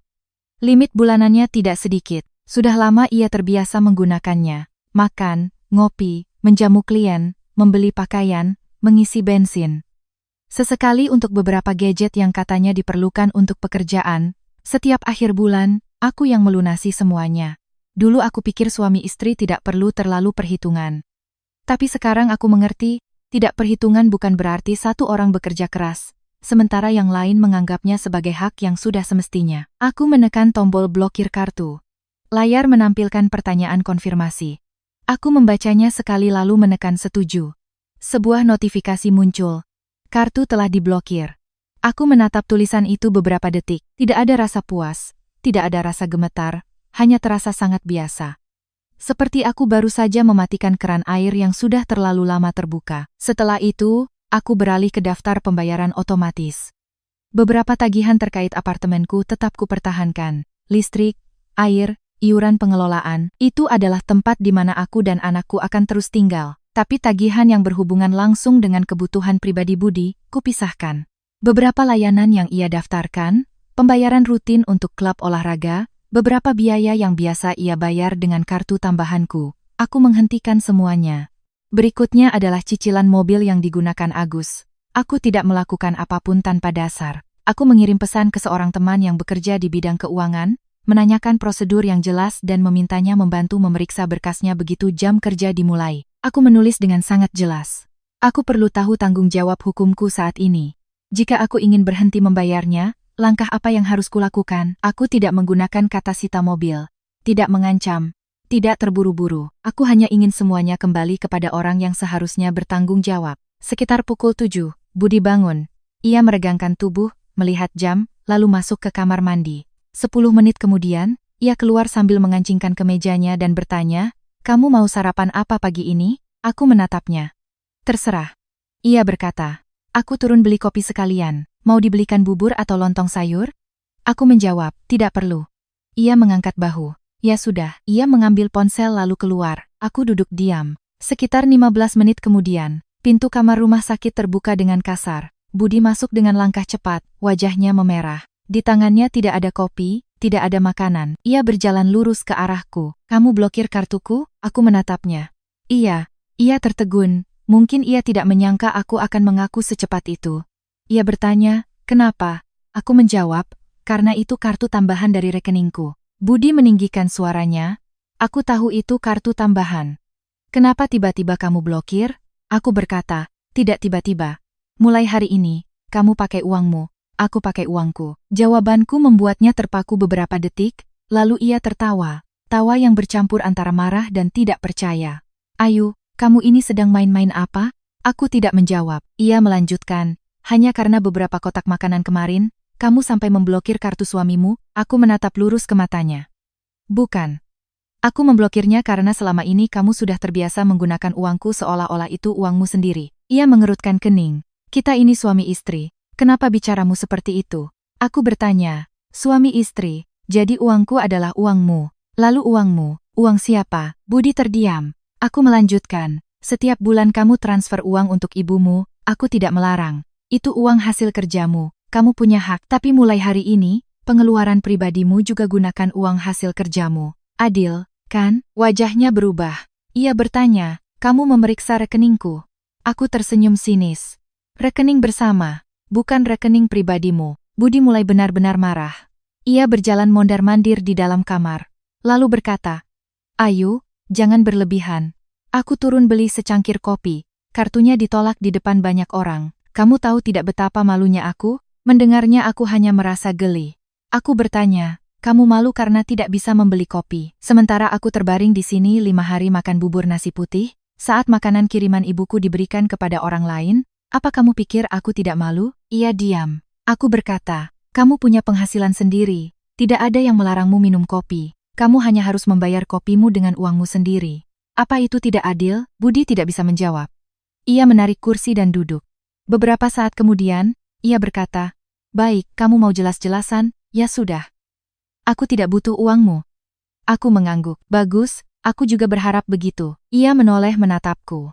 Mungkin sikapku yang tenang justru membuatnya lebih kesal daripada sebuah pertengkaran hebat. Tepat saat itu teleponku bergetar. Temanku dari bank menelepon. Aku perlahan bangkit, berjalan beberapa langkah mendekati jendela lalu mengangkat telepon. Ia bilang sudah memeriksa informasi awal yang kukirim. Pinjaman mobil itu saat ini masih atas namaku dalam catatan kredit. Mobilnya memang digunakan oleh Agus, tetapi tanggung jawab pembayaran kepada bank masih terkait langsung denganku. Untuk menyelesaikannya dengan aman, aku tidak bisa begitu saja mengabaikan pinjaman itu. Aku perlu berurusan secara resmi dengan bank. Jika Agus ingin mempertahankan mobilnya, ia harus membuktikan kemampuan finansialnya dan melakukan prosedur yang sesuai. Jika tidak, aku perlu mempertimbangkan opsi penyelesaian aset untuk menghindari dampak pada riwayat kreditku. Aku berterima kasih dan berjanji akan menindaklanjutinya setelah keluar dari rumah sakit. Budi yang duduk di belakang mendengar samar-samar. Begitu aku menutup telepon, ia langsung bertanya, "Kamu mau apakan mobil Agus?" Aku berbalik. Mengembalikannya pada tanggung jawab orang yang menggunakannya. Ia langsung berdiri. "Kamu mau berhenti membayarnya?" Aku bertanya, "Kenapa aku harus membayarnya?" Wajahnya memerah. "Dulu kamu kan sudah setuju membantunya." Aku menjawab, "Aku setuju membantu di awal, bukan membiayai mobil itu selamanya." Budi berkata, "Usaha Agus baru berjalan, penghasilannya belum stabil, Sari juga sedang hamil. Kalau sekarang kamu hentikan, mereka cari uang dari mana?" Aku menatapnya. "Itu pertanyaan untuk mereka, bukan untukku." Ia menggeram, "Kamu cepat sekali berubah." Aku mengangguk. "Benar, hanya butuh 1 malam, tapi sebenarnya butuh 6 tahun untuk membuatku sadar." Teleponku bergetar lagi. Kali ini dari Sari. Aku melihat nama di layar, Budi juga melihatnya. Ia berkata, "Jangan bicara yang aneh-aneh, nanti mereka panik." Aku tidak menjawab, aku menekan tombol terima. Suara Sari terdengar sangat cepat. "Mbak Ayu, aku dengar dari Mas Budi, Mbak mau berhenti bayar cicilan mobil ya?" Tidak ada lagi nada manis seperti saat menelepon sebelumnya. Ia langsung ke intinya. Aku berkata, "Iya." Hening beberapa detik di seberang sana, lalu Sari bertanya, "Tapi kenapa tiba-tiba Mbak?" Aku menjawab, "Tidak tiba-tiba, aku hanya tidak mau membayarnya lagi untukmu." Ia langsung mengubah nadanya. "Mbak, kami kan sedang persiapan lahiran. Mas Agus kerja jauh, kalau tidak ada mobil kan repot. Mbak melakukan ini sama saja seperti menekan kami." Aku bertanya, "Siapa yang menekanmu untuk membeli mobil itu?" Sari diam. Aku melanjutkan, "Siapa yang menekanmu untuk memilih mobil yang di luar kemampuan finansial kalian?" Ia menjawab, "Tapi waktu belikan semua sudah setuju." Aku bertanya, "Setuju aku membantu? Atau setuju aku harus membayarnya sampai lunas?" Sari mulai kesal. "Mbak Ayu, aku tahu Mbak lagi marah soal makanan itu, tapi kalau Mbak membalas dendam dengan masalah uang begini, apa tidak keterlaluan?" Mendengar kata balas dendam, aku tertawa. Aku berkata, "Sari, aku tidak mengambil sepeser pun uangmu. Aku tidak memintamu memberikan uangmu padaku. Aku hanya berhenti memberikan uangku padamu." "Kenapa itu disebut balas dendam?" Tidak ada jawaban dari seberang sana. Aku menambahkan, "Jika mobil itu adalah kebutuhan penting keluargamu, kalian bisa membayarnya sendiri. Jika tidak mampu, pilih kendaraan yang lebih sesuai. Tidak ada orang yang mati karena tidak punya mobil." Sari langsung berkata, "Tapi aku sedang hamil." Aku menatap Bayu di dalam box, lalu menjawab, "Aku baru saja operasi caesar. 5 hari di rumah sakit, ibuku mengirim makanan untukku, dan kamu tetap memakannya dengan lahap, kan?" Sari tidak bisa berkata-kata. Aku mendengar napasnya yang berat. Beberapa saat kemudian ia berkata pelan, "Itu ibu yang kasih, aku tidak tahu kalau itu makanan dari Mbak." Aku menjawab, "Aku tidak sedang membicarakan kamu tahu atau tidak. Tapi mulai hari ini, apa yang menjadi milikku, aku yang putuskan. Apa yang menjadi milikmu, kamu urus sendiri." Sederhana, ia mulai menangis. "Kalau Mbak begitu, kami hidup bagaimana?" Aku berkata, "Dengan penghasilan kalian berdua, sama seperti jutaan keluarga lainnya." Lalu aku menutup telepon. Budi menatapku seperti melihat orang asing. Ia bertanya, "Kamu harus sekejam itu?" Aku menjawab, "Kejam? Aku hanya tidak mau membayar mobil adikmu." "Itu sudah disebut kejam?" "Kalau begitu, saat ibumu mengambil makanan kiriman ibuku untukku, itu disebut apa?" Ia memalingkan muka. Aku tahu ia tidak punya jawaban. Tapi tugas ketiga adalah yang paling membuatku penasaran. Aku perlu memeriksa hadiah-hadiah untuk Bayu. Aku membuka daftar kontak, menelepon Mbak Lani. Aku tidak berbelit-belit lagi. Aku berkata, "Mbak, aku minta tolong satu hal. Tolong bantu rekap semua hadiah dan uang dari teman-teman kantor yang dikirim waktu aku lahiran ya." Mbak Lani langsung bertanya, "Ada apa Yu?" Aku menjawab, "Aku cuma mau cek ulang saja Mbak." Ia tidak bertanya lebih lanjut. Sekitar setengah jam kemudian, aku menerima sebuah daftar, amplop dari seluruh tim, 1 set selimut, penghangat susu, 1 keranjang perlengkapan bayi. Selain itu ada 2 rekanan bisnis yang menitipkan hadiah melalui kantor. Aku melihat daftar itu. Lebih banyak dari yang ku ketahui. Aku membandingkannya dengan apa yang kuterima. Sangat banyak yang kurang. Aku menelepon beberapa kerabat lagi, tanpa menyebutkan alasannya, hanya bertanya apa yang mereka kirim. Semakin banyak kutanya, daftarnya semakin panjang. Ada yang memberikan amplop pada Budi, ada yang memberikannya pada Ibu Ratna, ada yang menitipkannya pada Agus. Aku membuka halaman baru di spreadsheet, mencatat semuanya. Budi terus menatapku. Akhirnya ia tidak tahan. Kamu benar-benar mau menghitung setiap amplop? Aku tidak mengangkat kepala. Aku hanya ingin tahu apa yang menjadi hak anakku. Ia berkata, ibu yang pegang. Nanti juga diberikan pada cucunya. Aku berhenti mengetik dan menatapnya. Kalau begitu, telepon ibumu sekarang. Suruh bawa semua yang ia pegang ke sini. Budi tidak bergerak. Aku bertanya, kenapa? Kamu bilang uangnya masih ada kan? Ia diam. Justru keheningannya yang membuatku mengerti. Mungkin sebagian uang itu sudah tidak utuh lagi. Aku bertanya dengan sangat pelan, Budi, uang angpau anakku ada di mana? Ia mengusap wajahnya lalu menjawab, aku tidak tahu persis. Aku menatapnya. Kamu baru saja bilang ibumu yang pegang, sekarang bilang tidak tahu. Ia mulai gugup. Ibu, mungkin pakai sedikit. Jantungku terasa berdebar kencang. Dipakai untuk apa? Budi tidak menatapku. Ia berkata, mungkin ibu berikan pada Agus untuk modal toko. Aku tertawa. Kali ini tawaku membuat ia terkejut. Aku bertanya, uang dari orang-orang untuk anakku, ibumu ambil dan berikan pada adikmu untuk usaha. Begitu, ia buru-buru berkata. Cuma pinjam. Aku bertanya, siapa yang meminjamkan? Ia menjawab, sesama keluarga. Aku memotong, siapa yang mengizinkan? Budi meninggikan suaranya, jangan bertanya seperti menginterogasi begitu. Aku menatapnya. Kamu tidak tahu, ibumu tidak bertanya, adikmu langsung terima. Tapi kalian semua menganggap aku harus setuju kan? Ia tidak menjawab. Aku menutup ponsel. Hatiku tiba-tiba terasa sangat tenang. Aku telah menemukan jawabannya. Makanan hanya permulaan. Hadiah anakku, uang angpaunya, cicilan mobil, tanah, semuanya berjalan dengan satu prinsip. Apapun yang menjadi milik Ayu, seluruh keluarga boleh memakainya. Tapi apapun yang menjadi milik mereka, Ayu tidak punya hak untuk bertanya. Aku melihat jam, hampir pukul 9. Aku tahu Ibu Ratna akan segera muncul. Sari pasti sudah meneleponnya. Budi juga tidak mungkin menyimpan masalah ini sendirian. Benar saja, belum sampai 20 menit, dari koridor terdengar langkah kaki yang sangat cepat, lalu suara Ibu Ratna, dia di kamar ini kan? Pintu didorong dengan keras. Ibu Ratna muncul, di tangannya ada tas yang biasa ia bawa, wajahnya merah padam, langkahnya penuh amarah. Begitu melihatku, ia langsung membentak, Ayu, kamu mau menghancurkan keluarga ini? Hah? Aku menatapnya. Di belakangnya, Budi langsung berdiri. Sementara aku hanya dengan tenang meletakkan ponsel di meja. Layarnya masih menyala, mode rekam suara sudah aktif sejak tadi. Aku tahu, mulai saat ini bukan lagi tentang siapa yang suaranya lebih keras, tapi siapa yang punya bukti. Ibu Ratna berdiri di ambang pintu kamar rumah sakit, dadanya naik turun karena marah. Ia tidak melirik cucunya yang sedang tidur di box, juga tidak bertanya apakah luka operasiku sudah membaik. Kalimat pertama yang keluar dari mulutnya adalah, kamu mau menghancurkan keluarga ini, hah? Aku menatapnya, suaraku sangat tenang. Bu, tolong tutup pintunya, ini rumah sakit. Ibu Ratna semakin marah. Ia melangkah masuk, menarik pintu hingga terbanting keras. Bayu terkejut, tangan mungilnya mengepal.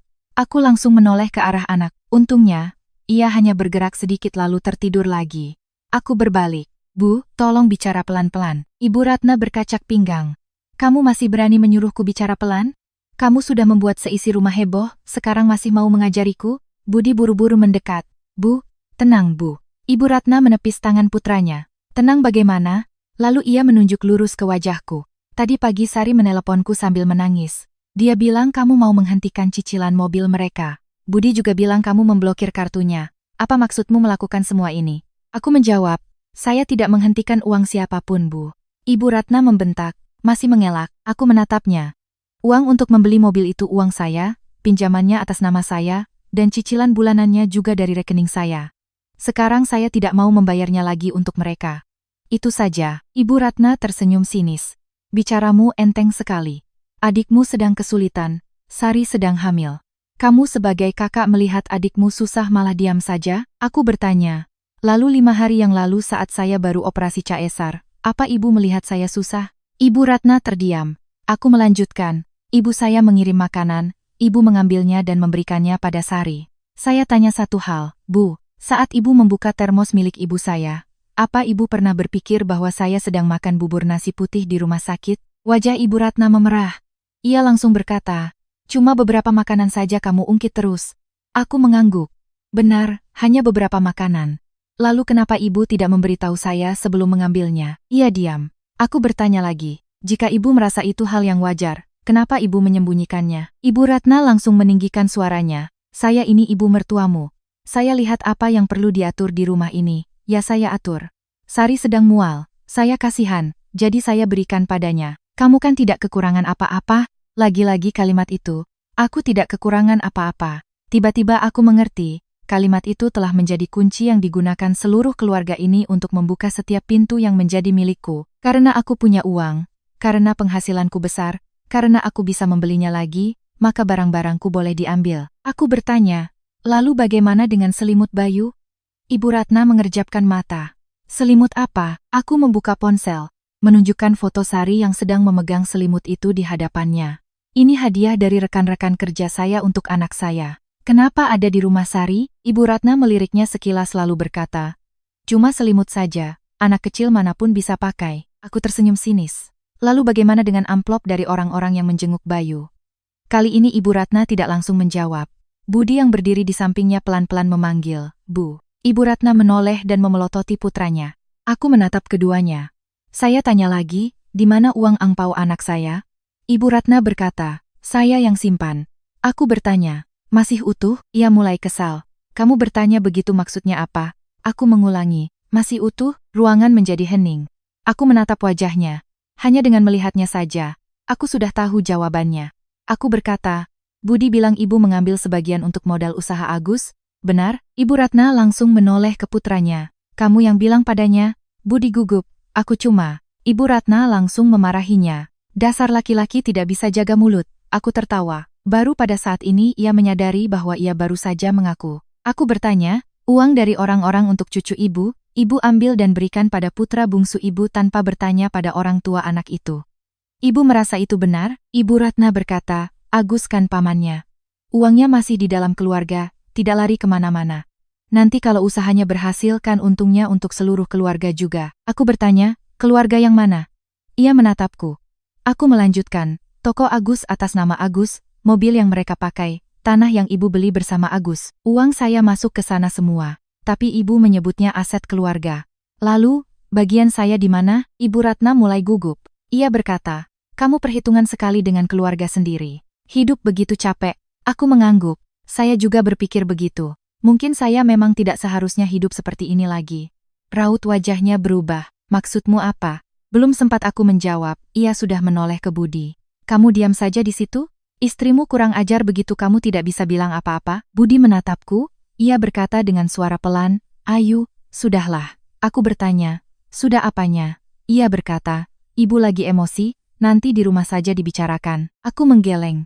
Saya tidak akan pulang ke rumah di mana orang seenaknya mengambil barang saya, dan masih menyuruh saya untuk diam. Mendengar itu, Ibu Ratna tiba-tiba mengubah sikapnya. Kemarahannya hilang. Ia menarik kursi di dekat pintu dan duduk. Lalu ia mulai menangis. Awalnya hanya isakan, lalu semakin keras. Ya Tuhan. Aku membesarkan anak laki-laki puluhan tahun, menikahkannya, melayani menantu yang melahirkan. Sekarang dia punya uang, dia tidak menganggap mertuanya ada. Aku menatapnya.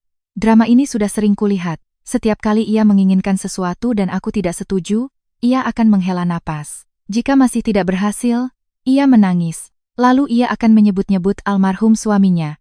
Dan akhirnya, akulah yang mengalah. Benar saja, sambil menangis ia memukul-mukul pahanya. Pak, kalau Bapak masih ada, lihatlah menantumu ini. Dia mentang-mentang punya uang, menekan ibu dan adiknya. Dia bahkan memblokir kartu suaminya. Aku masih duduk diam. Melihatku tidak bereaksi. Ia menangis lebih keras. Di koridor, sudah ada orang yang berjalan lebih pelan. Seorang keluarga pasien lain melongok ke dalam. Ibu Ratna langsung menghadap ke pintu. Bapak-bapak, ibu-ibu, lihatlah. Ada tidak menantu seperti ini, saya begadang merawatnya. Dia baru melahirkan sudah menuntut pembagian uang, mau mengambil mobil adiknya. Budi buru-buru menutup pintu. Bu, jangan ribut di sini. Ibu Ratna menepisnya. Aku harus bicara biar orang tahu. Kalau tidak, dia pikir dia punya uang bisa seenaknya. Aku melirik ponsel di meja, mode rekam suara masih menyala. Aku mengambilnya lalu berkata, Ibu mau semua orang tahu, kan? Ibu Ratna yang sedang menangis tiba-tiba berhenti. Aku melanjutkan, kalau begitu, biar saya jelaskan selengkapnya. Aku membuka pintu kamar. Di koridor ada beberapa orang yang berdiri. Aku tidak berteriak, hanya berbicara cukup keras agar orang-orang di dekat situ bisa mendengar. Ibu mertua saya bilang beliau merawat saya dengan sangat baik. Benar, 5 hari ini beliau membawakan makanan ke rumah sakit. Tapi, ibu kandung saya di kampung juga mengirim makanan selama 5 hari berturut-turut. Sup ayam kampung, sup burung dara, kaki babi, sup ikan gabus. Suami saya sendiri yang mengambilnya. Tapi saya tidak pernah makan satu suap pun. Ibu Ratna langsung berdiri. Jangan bicara sembarangan, aku menatapnya, ada fotonya, aku membuka setiap foto. Aku mengangkat ponselku. Ini termos milik ibu saya. Ini makanan yang ibu saya kirim. Dan ini postingan Sari di media sosial yang mengatakan ibu mertuanya yang memasak untuknya. Seorang perempuan yang berdiri di luar berbisik. Loh, berarti makanan dari besan untuk menantu yang ini, diberikan ke menantu yang lain? Wajah Ibu Ratna merah padam. Ia langsung membela diri. Saya lihat Sari kondisinya lemah, jadi saya bagi. Apa salah? Aku berkata. Membagi milik orang lain tanpa izin itu bukan berbagi, Bu. Itu mengambil. Begitu kalimat itu selesai, beberapa orang di luar mulai berbisik-bisik. Ibu Ratna semakin panik. Ia menoleh ke Budi, kamu jelaskan. Budi hanya berdiri mematung. Ia tidak bicara, aku yang melanjutkan. Bukan hanya itu, selimut hadiah dari teman-teman kantor untuk anak saya juga diberikan pada Sari. Uang angpau cucu ibu ambil sebagian untuk putra bungsu ibu. Ibu Ratna berteriak, cukup. Teriakannya terlalu keras. Bayu terkejut dan menangis kencang. Aku langsung berbalik memeluk anakku. Luka operasiku terasa tertarik dan sakit. Aku menggigit bibir. Sambil menenangkan anakku aku menekan bel memanggil perawat. Tak lama kemudian, 2 perawat datang berlari. Salah satunya bertanya, ada apa Bu? Aku berkata, saya baru operasi caesar, anak saya butuh istirahat. Keluarga saya membuat keributan dan membuat bayi saya ketakutan. Saya tidak mau menerima tamu lagi, tolong bantu saya. Ibu Ratna langsung berkata, saya ini ibu mertuanya. Perawat itu menjawab dengan sangat jelas. Meskipun ibu keluarga, pasien berhak meminta untuk tidak menerima tamu jika butuh istirahat. Ibu Ratna masih mau berdebat, tapi seorang petugas keamanan sudah datang. Petugas itu memintanya untuk keluar demi menjaga ketertiban. Ibu Ratna menatapku, matanya penuh amarah dan rasa malu. Sebelum melangkah keluar, ia menggeram, kamu ingat hari ini. Aku memeluk Bayu dan menjawab, saya akan mengingatnya dengan sangat jelas. Pintu tertutup, ruangan kembali sunyi. Budi masih berdiri di sana. Aku menatapnya. Ia berkata, kamu membuat ibu malu sekali. Aku bertanya, aku yang membuat ibumu malu, atau perbuatan ibumu sendiri yang membuatnya malu? Ia tidak menjawab. Aku berkata, kamu juga keluar. Ayu, aku butuh istirahat. Ia berdiri beberapa detik, akhirnya berbalik pergi. Ketika pintu tertutup untuk kedua kalinya, aku menatap putraku dalam pelukan. Bayu sudah berhenti menangis. Aku menidurkannya, lalu aku mengambil ponsel, membuka grup chat keluarga besar kedua belah pihak. Dulu aku benci membawa masalah rumah tangga ke ranah keluarga besar, tapi aku tahu jika hari ini aku tidak menjelaskannya, besok ceritanya akan berubah menjadi versi yang berbeda. Dalam versi itu, aku akan menjadi menantu kaya yang sombong. Ibu Ratna akan menjadi ibu mertua yang malang, Budi akan menjadi suami yang uangnya dikendalikan istri. Sementara cerita tentang barang-barang milikku dan anakku yang diambil akan hilang. Aku tidak akan memberi mereka kesempatan itu. Aku memilih bukti-bukti yang diperlukan. Tanpa kata-kata kasar, tanpa makian. Aku menulis, dengan hormat kepada Bapak, Ibu, Om, Tante, dan saudara-saudari sekalian. Hari ini saya ingin menjelaskan satu hal untuk menghindari informasi yang salah di kemudian hari. Selama saya dirawat di rumah sakit setelah operasi caesar, ibu kandung saya di kampung mengirim makanan selama 5 hari berturut-turut, dan Mas Budi yang menerimanya. Namun, seluruh makanan tersebut diberikan oleh ibu mertua saya kepada adik ipar saya tanpa sepengetahuan saya. Selain itu, beberapa hadiah dan uang angpao untuk anak saya juga telah digunakan untuk keperluan lain tanpa izin. Saya sudah mencoba membicarakannya secara langsung, namun pihak keluarga suami menganggap karena saya memiliki penghasilan yang baik, hal-hal tersebut tidak perlu diperhitungkan. Mulai hari ini, saya akan menghentikan seluruh dukungan finansial yang selama ini saya berikan secara sukarela kepada keluarga suami. Urusan siapa, menjadi tanggung jawab masing-masing. Setelah keluar dari rumah sakit, saya juga akan mempertimbangkan kembali pernikahan saya dengan Mas Budi secara serius. Saya lampirkan bukti-bukti agar semua bisa menilai sendiri. Aku membacanya sekali lagi, lalu menekan tombol kirim. Pesan baru terkirim, belum sampai 1 menit, ponselku bergetar terus-menerus. Orang pertama yang membalas adalah seorang tante dari pihak keluarga Budi. Ia bertanya, "Ratna, ini benar?" Yang lain menulis, "Makanan dari besan untuk anak yang baru melahirkan kok diambil untuk yang lain?" Lalu ada lagi yang bertanya, "Uang angpau cucu juga dipakai untuk urusan lain?" Benar begitu, tidak ada yang menjawab. Aku melihat daftar anggota grup. Ibu Ratna sedang online, Budi sedang online, Agus, Sari, semuanya sudah membaca. Tapi keempatnya diam, keheningan yang sangat berbeda dengan teriakan-teriakan tadi. Aku tidak perlu menjelaskan lebih lanjut. Bukti sudah berbicara untukku. Aku meletakkan ponsel. Untuk pertama kalinya setelah berhari-hari, aku merasa bisa bernapas lega. Aku tahu perang ini belum berakhir, bahkan mungkin yang tersulit masih ada di depan. Tapi setidaknya, mulai saat ini, mereka tidak lagi punya hak untuk menceritakan versiku sesuai keinginan mereka. Dan yang tidak ku ketahui saat itu adalah, sore harinya, Budi akan berlutut memohon maaf padaku. Aku sempat berpikir aku bisa goyah demi anakku. Sampai sebuah telepon lain masuk, dan orang di seberang sana memberitahuku tentang sebuah pinjaman atas nama keluarga Agus, pinjaman yang menggunakan data penghasilanku, dan sebuah tanda tangan yang tidak pernah kububuhkan.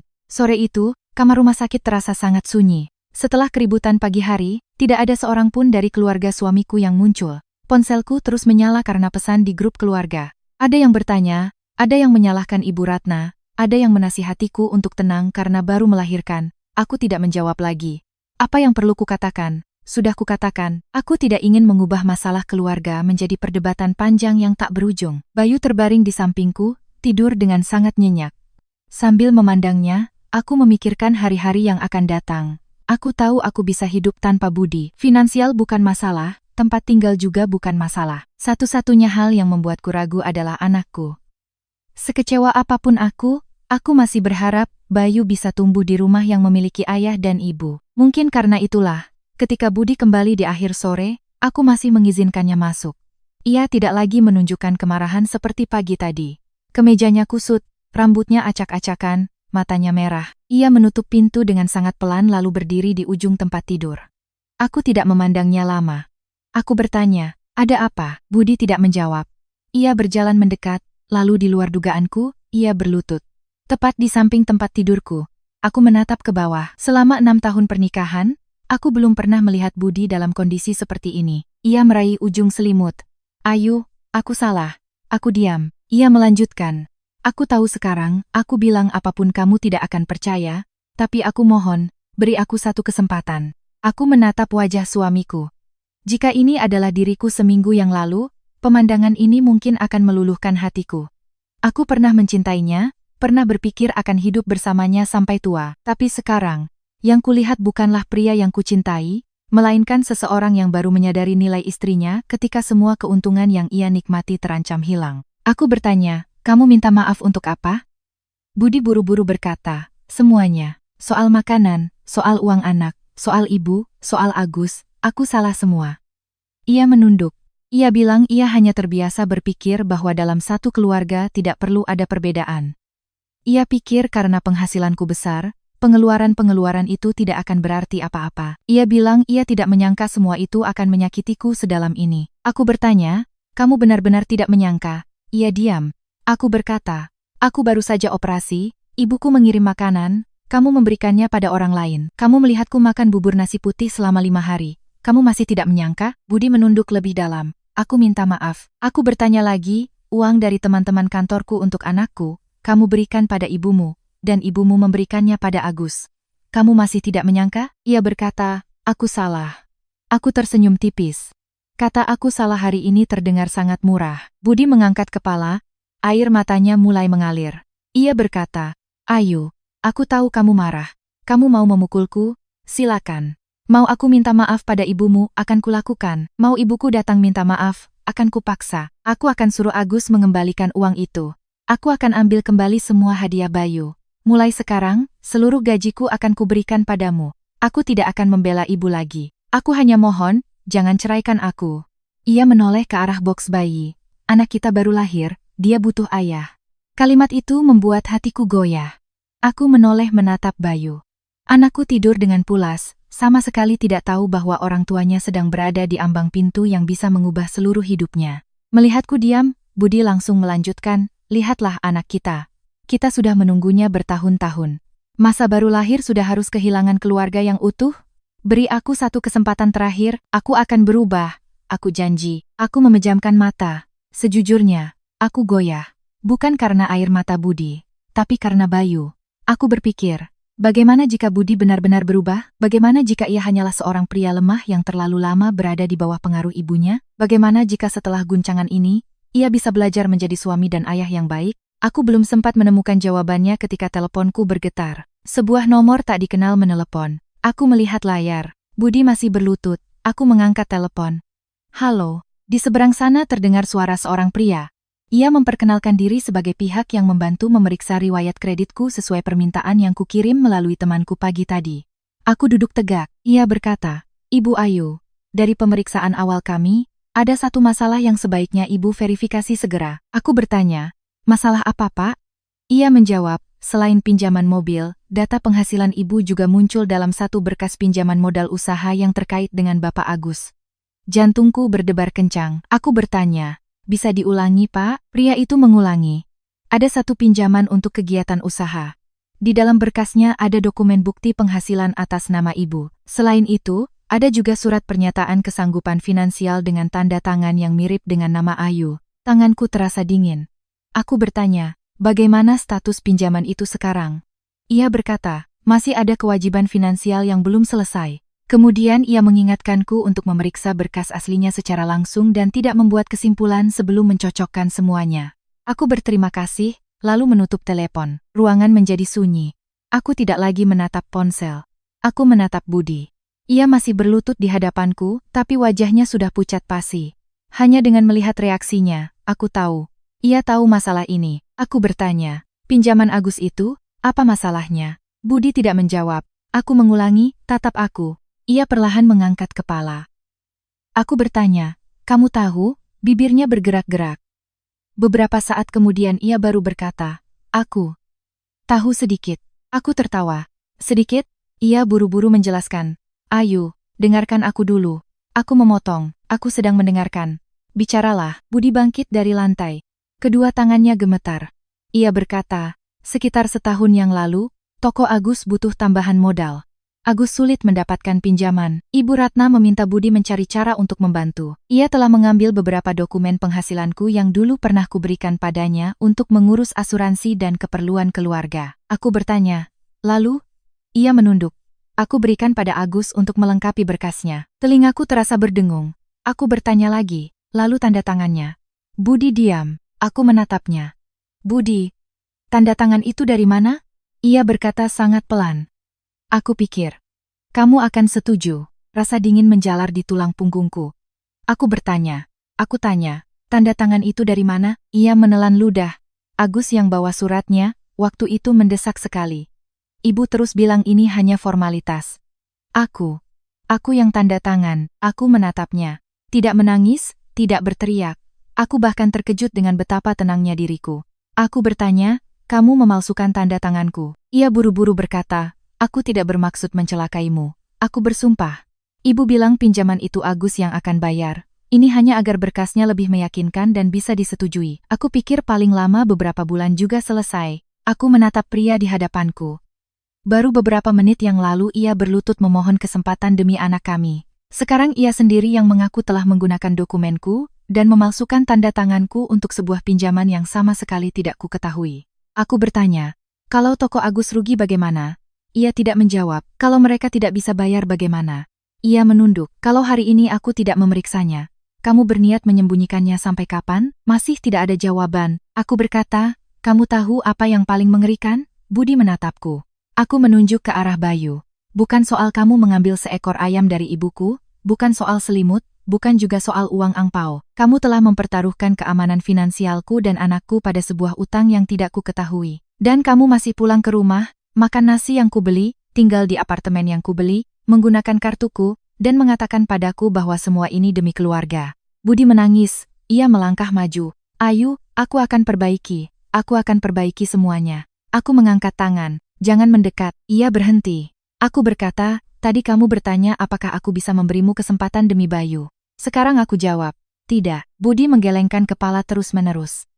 Ayu, aku berkata, aku bisa memaafkan seorang suami yang lemah, bisa memaafkan seseorang yang terlalu patuh pada ibunya. Bahkan jika kamu benar-benar menyesal, aku masih bisa mempertimbangkan masalah barang-barang yang diambil. Tapi aku tidak bisa hidup dengan seseorang yang seenaknya menggunakan dokumenku dan memalsukan tanda tanganku.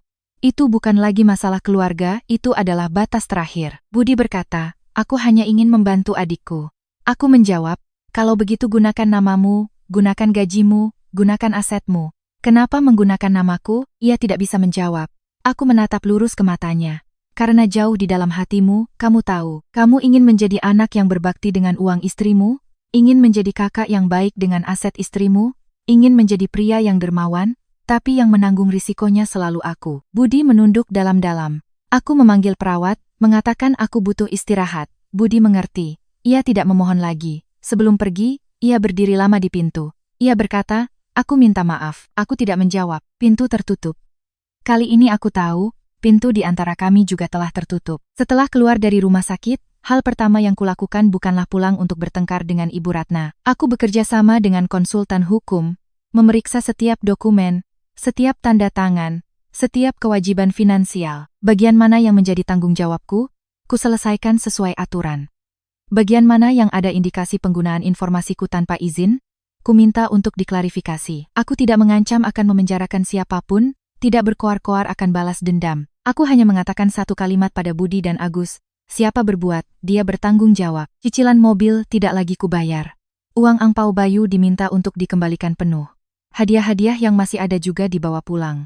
Ibu Ratna tidak lagi tinggal di apartemenku. Ia pulang untuk tinggal bersama Agus. Bulan-bulan berikutnya, aku mendengar dari kerabat bahwa kehidupan di sana mulai kacau. Agus harus menjual sebagian barang di tokonya untuk menutupi biaya. Sari tidak lagi mengunggah foto makanan mewah setiap hari. Ibu Ratna mulai menyalahkan putra bungsunya yang tidak becus berbisnis. Agus balik menyalahkan ibunya yang dulu memaksanya membeli mobil dan membuka toko agar tidak kalah dari orang lain. Keluarga yang dulu sangat kompak, ketika masih ada uangku di belakang mereka, kini mulai saling menyalahkan ketika sumber dana itu hilang. Aku mendengarnya, tapi tidak merasa senang. Aku hanya merasa lega, proses perceraian akhirnya selesai. Budi beberapa kali meminta bertemu, aku tetap mengizinkannya menjenguk anak sesuai kesepakatan. Aku tidak pernah mengajari Bayu untuk membenci ayahnya. Masalah orang dewasa adalah urusan orang dewasa. Tapi aku tidak kembali. Ada hal yang jika pecah masih bisa diperbaiki. Ada hal yang jika pecah, lebih baik dibersihkan agar tidak melukai kaki lagi. 2 tahun kemudian, di suatu akhir pekan, aku membawa Bayu pulang ke kampung. Anakku berlari-lari di halaman, memanggil-manggil neneknya. Ibuku sedang di dapur, aroma sup herbal yang wangi menyebar hingga ke teras. Aku masuk. Di atas meja, ada semangkuk sup ayam kampung dengan biji teratai. Ibu meletakkannya di hadapanku. Ia tersenyum. Ayu, coba makan nak. Hari ini ibu masaknya pas sekali. Aku duduk, menatap mangkuk sup itu. Sejenak, aku teringat kamar rumah sakit waktu itu. Semangkuk bubur nasi putih, sebuah telepon, dan sebuah pertanyaan yang telah mengubah hidupku. Ibu menatapku, kenapa? Tidak enak? Aku mengambil sepotong, memasukkannya ke mulut, lalu tersenyum. Enak, Bu. Kali ini, aku benar-benar memakannya. Ibuku tertawa. Di halaman, Bayu memanggilku. Aku menoleh menatap putraku. Sinar matahari memenuhi halaman kecil itu. Tiba-tiba aku mengerti. Hal yang kudapatkan kembali setelah pernikahan itu bukan hanya uang, melainkan hak untuk menentukan hidupku sendiri, hak untuk melindungi apa yang menjadi milikku. Dan yang terpenting, hak untuk mengajari putraku bahwa cinta tidak akan pernah sama dengan dimanfaatkan. Para pembaca yang budiman, terkadang yang menyadarkan seorang perempuan bukanlah sebuah musibah besar, melainkan hanya semangkuk bubur nasi putih, sebuah hadiah yang hilang, atau sebuah kalimat dingin dari orang yang ia cintai. Ayu tidak pergi karena menyesali seekor ayam kampung. Ia pergi karena menyadari kebaikannya telah dianggap sebagai kewajiban, dan pengorbanannya dianggap sebagai hal yang lumrah. Dalam keluarga, cinta membutuhkan berbagi, tetapi lebih dari itu, ia membutuhkan rasa hormat dan batasan. Menurut Anda, apakah yang dilakukan Ayu terlalu keras? Silakan tinggalkan komentar dan bagikan pemikiran Anda. Jika Anda merasa cerita ini bermakna, jangan lupa untuk menyukai dan berlangganan saluran kami.